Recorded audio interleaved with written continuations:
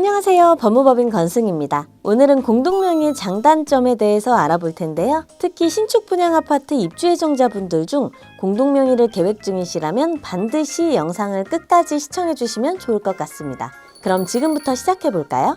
먼저 명의 변경은 왜 하는 걸까요? 명의 변경은 보통 부부나 가족 간에 이루어지는데요.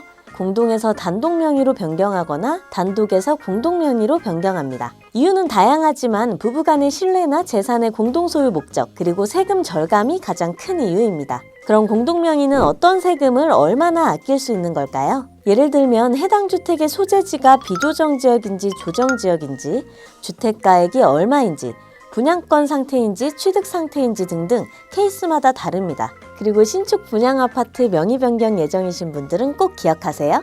잔금을 치르기 전 분양권 상태에서 명의 변경을 해주시는 것이 비용을 절감하는 방법입니다.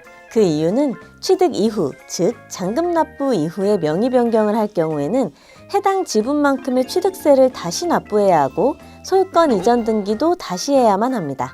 그럼 그에 따른 세금과 등기보수료가 또 발생하겠죠? 게다가 취득세는 일반 세율이 아닌 3.5%가 청구되기 때문에 명의 변경 계획이 있는 분들은 이 점 꼭 유념해 주시고 비용 절감하세요. 그리고 그 외에 절감할 수 있는 세금은 인별과세인 항목들이라고 볼 수 있는데요.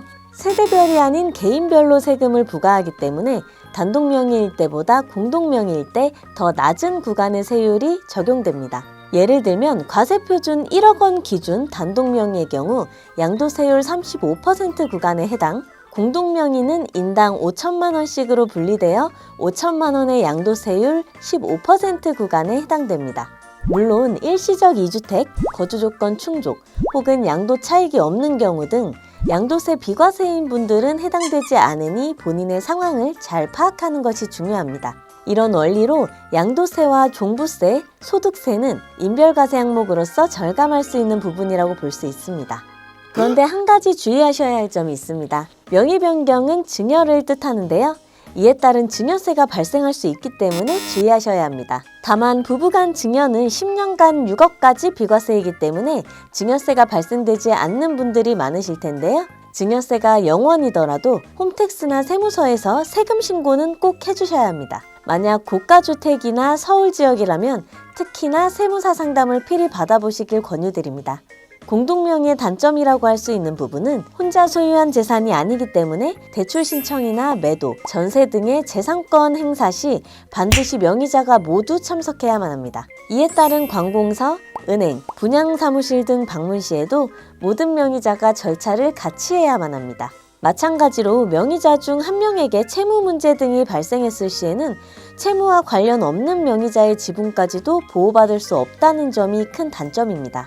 자, 이렇게 해서 오늘은 공동명의 장단점에 대해서 알아봤는데요. 많은 도움이 되셨나요? 저희 건승은 입주민분들께 더 나은 서비스를 제공하기 위해 항상 끊임없이 노력하고 있습니다. 앞으로도 많은 응원과 관심 부탁드립니다. 이 영상이 도움이 되었다면 좋아요, 구독, 알림 설정까지 부탁드릴게요. 그럼 안녕!